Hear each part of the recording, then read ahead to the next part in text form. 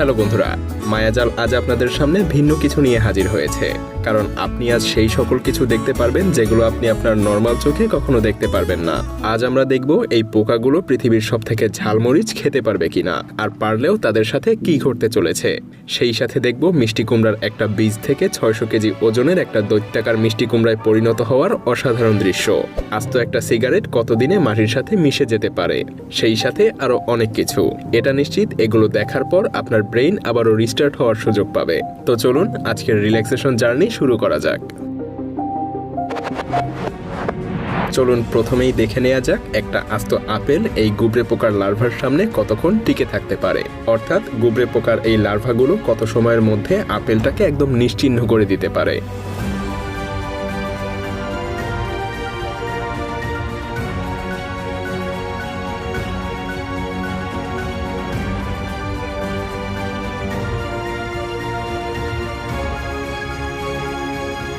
একশো 11 ঘন্টার মধ্যে আপেলটা একদম নিশ্চিহ্ন হয়ে গিয়েছে।